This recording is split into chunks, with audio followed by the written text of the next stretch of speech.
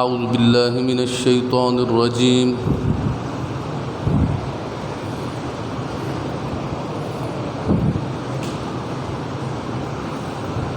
کریم اما بعد فاعوذ باللہ من الشیطان الرجیم بسم اللہ الرحمن الرحیم ولا تقولوا لمن يقتل في سبيل الله اموات بل احياء ولكن لا تشعرون وقال النبي صلى الله عليه وسلم لوددت ان اقتل في سبيل الله ثم احيا ثم اقتل ثم احيا ثم اقتل ثم احيا ثم اقتل او كما قال عليه الصلاة والسلام۔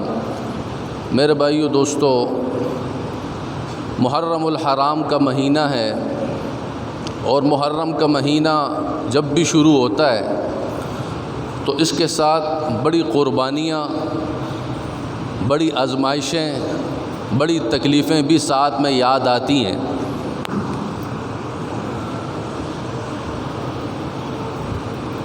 عموماً لوگ اس کو محرم کے مہینے کو لوگ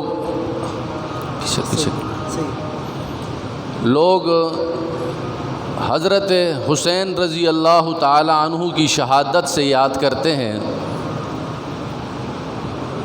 اکثریت کو یہ علم نہیں ہے کہ محرم کا مہینہ شروع ہی قربانی سے ہوتا ہے، اور اسلامی سال محرم سے شروع ہوتا ہے۔ 4 مہینے احترام والے ہیں: ذی-قعدہ، ذی الحج اور محرم، یہ احترام والے مہینے ہیں۔ اور فرمایا کہ محرم کا مہینہ یکم محرم خلیفہ دوم امیر المومنین حضرت عمر بن خطاب رضی اللہ تعالی عنہ کی شہادت کا دن ہے۔ اکثریت کو یہ علم نہیں ہے۔ حضرت عمر فاروق رضی اللہ تعالی عنہ یکم محرم کو ظالموں نے حملہ کیا اور مصلی رسول پہ آپ کو زخم پہنچائے، اور پھر 2-3 دن بیماری کاٹنے کے بعد، تکلیف کاٹنے کے بعد عمر رضی اللہ تعالی عنہ اس دار فانی سے شہادت کا تاج سجا کر رخصت ہوئے۔ حضرت عمر فاروق رضی اللہ تعالی عنہ اللہ تعالیٰ سے ایک دعا مانگا کرتے تھے: اللہم ارزقنی شہادتاً فی سبیلک وفی بلد حبیبک۔ اے اللہ، عمر کو شہادت کی موت دے اور اپنے نبی کے شہر میں دے۔ صحابہ کرام بڑے حیران پریشان ہوتے تھے کہ اللہ کے رسول صلی اللہ علیہ وسلم نے فرمایا کہ مکہ جب فتح ہوا ہے، اب مدینہ فتح ہوا ہے، اب قیامت تک یہ مسلمانوں کے پاس ہی رہے گا، حتیٰ کہ دجال پوری دنیا میں تباہی کرے گا لیکن مکہ اور مدینہ میں داخل نہیں ہو سکے گا۔ تو صحابہ کہتے تھے کہ اب اس کے بعد مدینہ میں یا مکہ میں کوئی جنگ ہونی نہیں ہے، امن آ گیا ہے اور فتح ہو گیا ہے، اب عمر مانگ رہے ہیں شہادت نبی کے شہر میں، یہ کیسے ہوگا؟ تو فرمایا اللہ تعالیٰ کا ایک ضابطہ اور قانون ہے، اے میرے بندے، مانگنا تیرا کام ہے، پورا کرنا ہمارا کام ہے۔ لوگ کہتے ہیں جی ہم عمرے پہ جانا چاہتے ہیں، روضہ رسول پہ جانا چاہتے ہیں، حرم شریف کو دیکھنا چاہتے ہیں، مدینے کی موت مرنا چاہتے ہیں، تو فرمایا اگر ہو تم صادق اقرار محبت میں، طلب خود ہی کر لیے جاؤ گے دربار محبت میں۔ نیت سچی ہو، اللہ رب العزت مسبب الاسباب، اسباب سے اوپر کے اللہ تعالیٰ معاملے فرماتے ہیں۔ زکریا علیہ السلام کو اللہ رب العزت نے بڑھاپے میں بیٹا عطا فرمایا، بیوی بانجھ ہے۔ مریم علیہ السلام کے پاس آ کے دیکھا کہ مریم علیہ السلام کے پاس تازہ پھل پڑا ہوا ہے، مختلف پھل اور بغیر موسم کے پھل۔ حیران ہوئے، اے مریم یہ کہاں سے آیا؟ فرمایا کہ اللہ رب العزت جس کو چاہتے ہیں کھلاتے ہیں۔ ایک دم زکریا علیہ السلام کو جھٹکا لگا اور فوراً جو ہے نا مسجد میں آئے اور محراب میں آئے اور محراب میں آ کے اللہ سے مانگا، اے اللہ آپ بغیر موسم کے مریم کو پھل کھلا سکتے ہیں، میری زندگی کا موسم بھی ختم، میری بیوی کی زندگی کا بھی موسم ختم، اولاد ہماری نہیں ہے، بیوی میری بانجھ ہے، میں بوڑھا ہو گیا ہوں، لیکن چاہتا ہوں کہ میرا ایک بیٹا ہو جائے جو میرا وارث بن جائے۔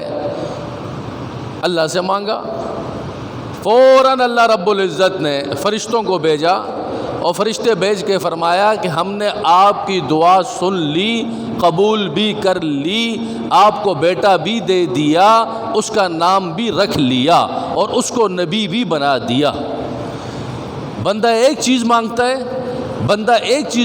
اللہ 2-3 اپنی طرف سے اضافی دیتے ہیں۔ فرمایا عمر رضی اللہ تعالیٰ عنہ نے شہادت مانگی، اے اللہ مجھے شہادت دے، نبی کے شہر میں دے، تو اللہ رب العزت نے فرمایا عمر ہم ایک چیز کا اور اضافہ کریں گے، آپ کو شہادت دیں گے، نبی کے شہر میں دیں گے، اور ایک چیز اور اضافہ کرتے ہیں کہ مصلی رسول پہ دیں گے، مصلی رسول پہ دیں گے۔ اور فرمایا عمر فاروق رضی اللہ تعالی عنہ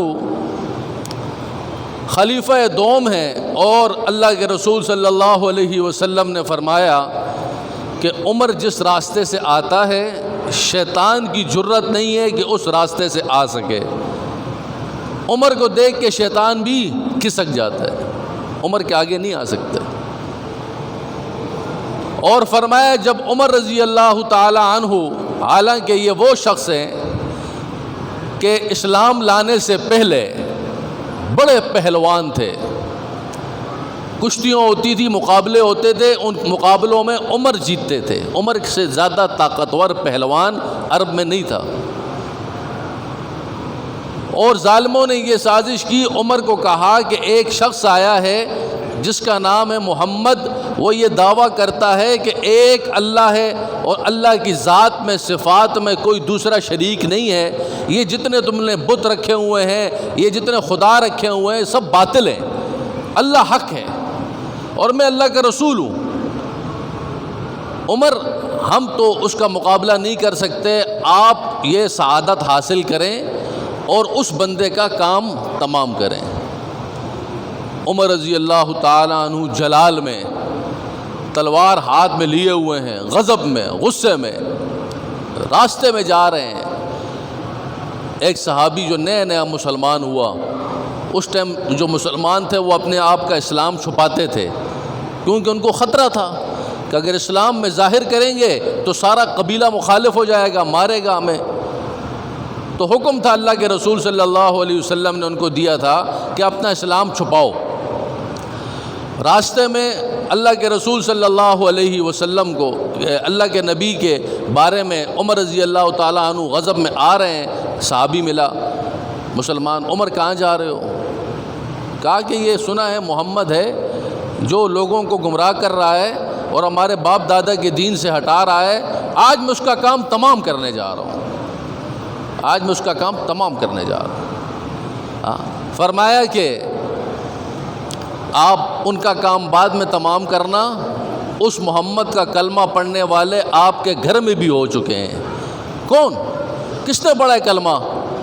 کس نے پڑھا ہے؟ فرمایا آپ کی بہن کلمہ پڑھ کے اسی محمد صلی اللہ علیہ وسلم کی غلام بن چکی ہے، اور آپ کا بہنوئی دونوں سیدھے رخ کیا اپنی بہن کے گھر کی طرف، اور وہاں پر کچھ ورقے قرآن کے ان کے پاس تھے، بیٹھے ہوئے دونوں میاں بیوی پڑھ رہے تھے۔ عمر نے دستک دی، کون؟ کا عمر اندر آئے، اندر آ کر بغیر پوچھے سمجھے اپنی بہن کو اور بنوئی چھپ گئے اور بہن کو مارنا پیٹنا شروع کیا، مارا، بے دردی سے مارا، اتنا مارا کہ بہن کا لہو خون نکلنے لگ گیا جسم سے۔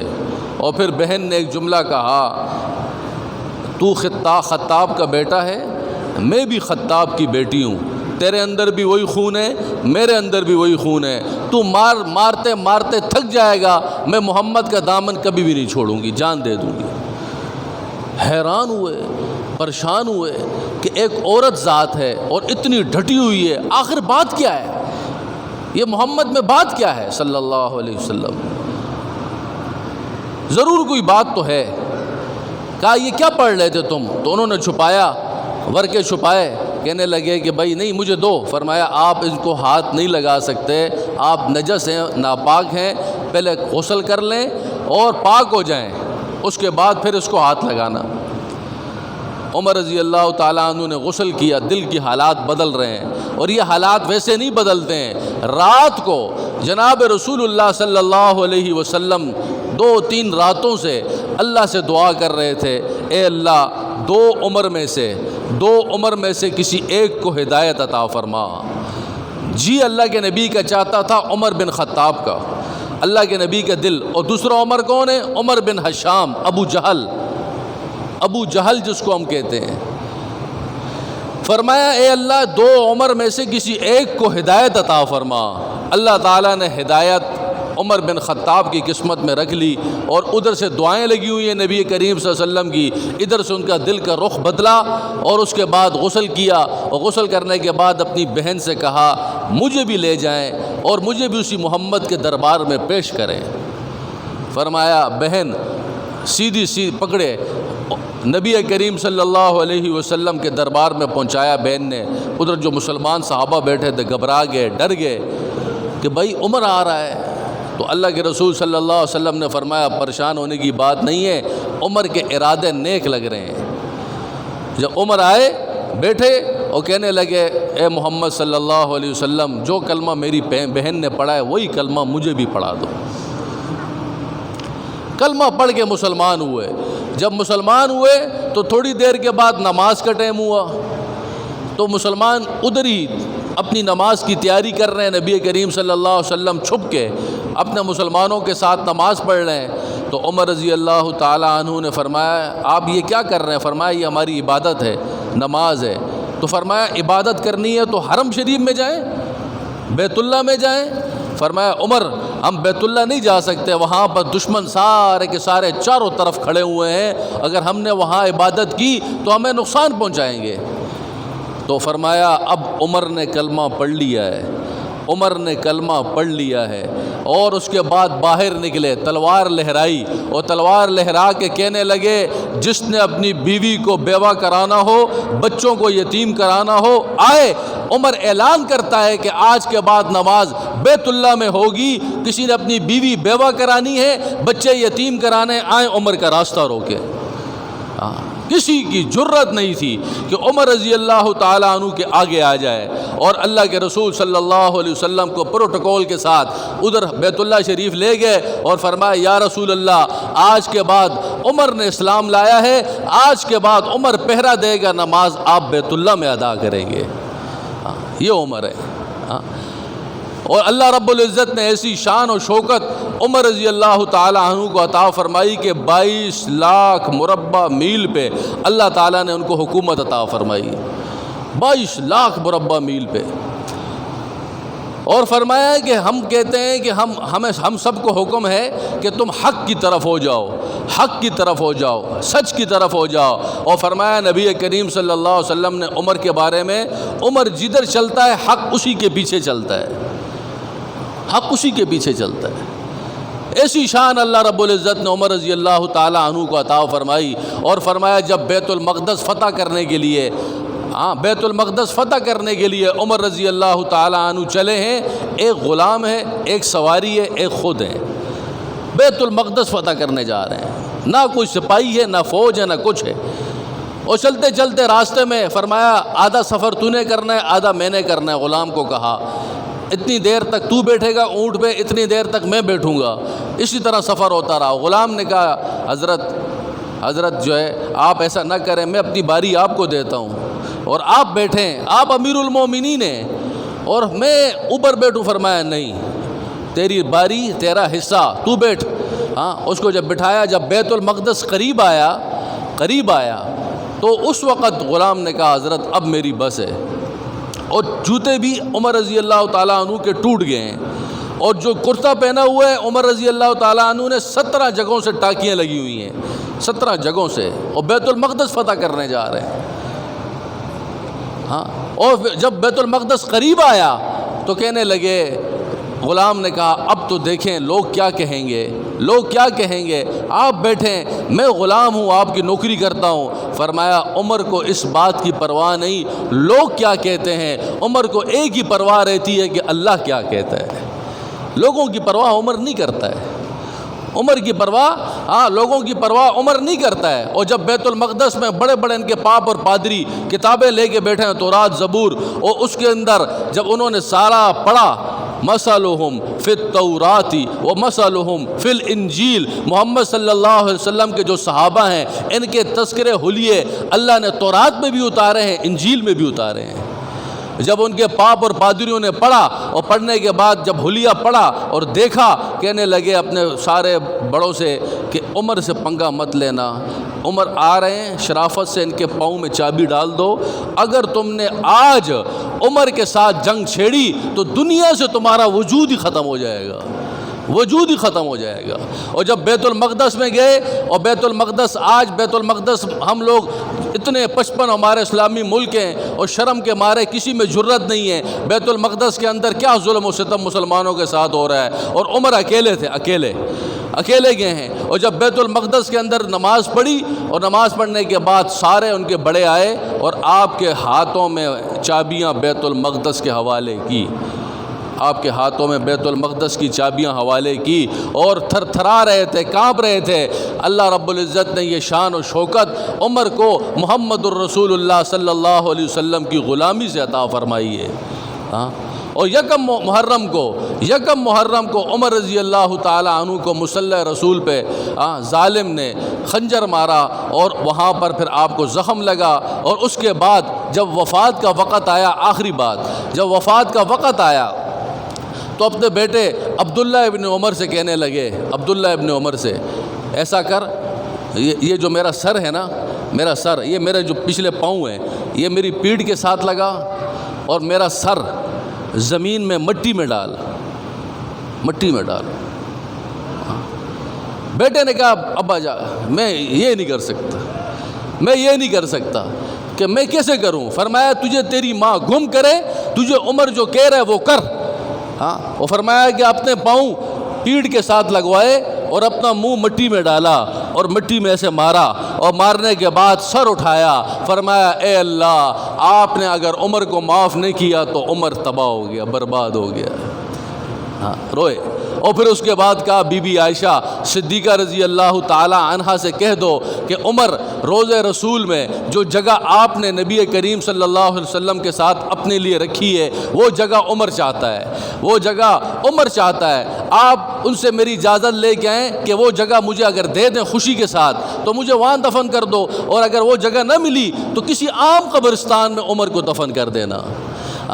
فرمایا جب بی بی عائشہ صدیقہ رضی اللہ تعالی عنہا رو رہی تھی جب سے آپ کو زخم لگا، اور زخم لگنے کے بعد عمر رضی اللہ تعالیٰ عنہ سے ویسے بھی حضرت عائشہ صدیقہ رضی اللہ تعالیٰ عنہ کو بڑی وفا و بڑا پیار تھا۔ فرمایا جب حضرت عائشہ پہ تہمت لگی اس وقت عمر رضی اللہ تعالیٰ عنہ نے نبی کریم صلی اللہ علیہ وسلم سے کیا فرمایا تھا؟ فرمایا یا رسول اللہ، اللہ تعالیٰ آپ کے بدن پہ ایک مکھی کو بیٹھنے کی اجازت نہیں دیتے تو آپ کے حرم میں ایسی بیوی کہاں سے دیں گے؟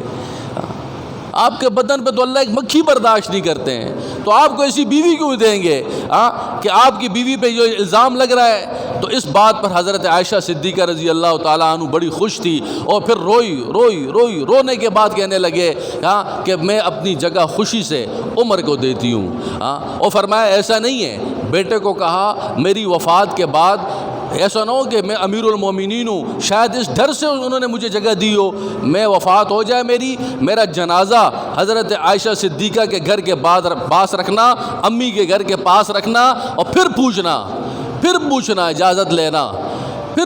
اجازت لینا، اجازت مل گئی تو مجھے روضہ رسول میں دفن کر دینا۔